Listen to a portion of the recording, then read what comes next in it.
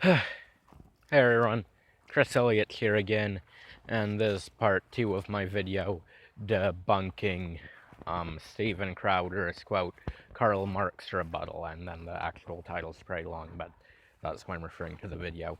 And yeah, I know part 1 of this ended kind of abruptly. That was because of some technical difficulties. I didn't plan on ending it that soon, but I think I've got the problem resolved, so this video is going to be a more normal length. And that said, I haven't actually even started addressing his video yet. The first video was just giving some context, so now let's get to his video. But one more thing to tell you guys, this debunk is probably going to have like 5 parts to it, just because Crowder's video is so long at over 15 minutes. Yeah, it's amazing the amount of nonsense that guy can spew out. So, anyway, let's get started. Socialism because it's unfair and inaccurate, said the person who supportedly sent me this Karl Marx video on YouTube. Rebuttal time, you bearded fat. Okay, so yeah, as you can see, this guy is a blatant and open homophobe.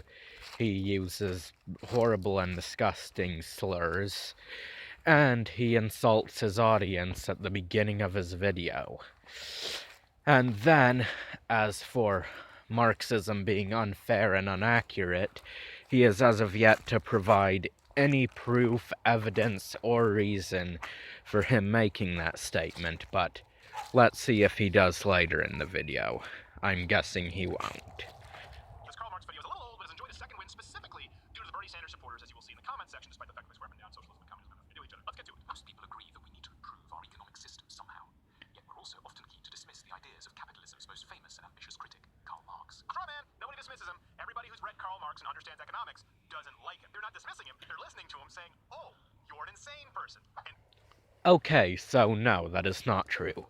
You will find in the description of this video a link to a poll on a site called Girls Ask Guys that asks people who've read the Communist Manifesto whether or not they agree with the ideals expressed with Marx.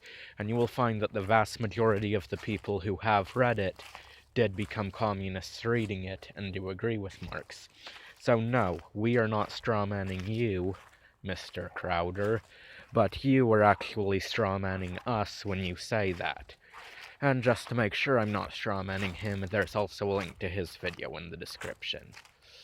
And then your idea of calling Marx a crazy person is pretty laughable, as Marx's work displays, at the very least, an immense linguistic venerability and complex and rare knowledge of history. So anyway, back to Crowder's video. In practice, his political and economic ideas have been used to design disastrously planned economies and nasty dictatorships. Nevertheless, we shouldn't reject Marx too quickly. We ought to see him as a guide whose diagnosis of capitalism's ills helps us to navigate towards a more promising future. Capitalism is going to have to be reformed, and Marx's analyses are going to be part of the answer. before we get to some details here, it's really important. This person is trying to present this as unbiased, but they're telling you that you ought to and should look to Karl Marx as a guy. They also say it has maybe been used for some bad regimes. Okay, let's flip that. Name me any good communist economies that have come. Let's start with one. Marx was born. Cuba. One good communist nation, Cuba. So there you go. You've said that like it was impossible, but it's actually pretty easy, so yeah, Cuba. Let's start with one. Marx was born in 1818 in Trier in Germany. Soon he became involved with the Communist Party, a tiny group of intellectuals advocating for the overthrow of the class system and the abolition of private property. First, how does anyone watch this hear that and not literally soil themselves? Abolition of private property. The thing you're watching this on, it's not yours. It belongs to this bearded guy. He worked as a journalist and had to flee Germany, eventually settling in London. No, whatever device you are watching this video on would not be considered private property. Although I guess technically it is private property, but what Marx was referring to, and what he said in literally the next sentence of the Communist Manifesto after that one, was bourgeois property, i.e. property that can be used to enslave others. And what that means is property in such excess that its owner inevitably requires others to tend to it. So no, whatever you're watching this on would not count as private property by those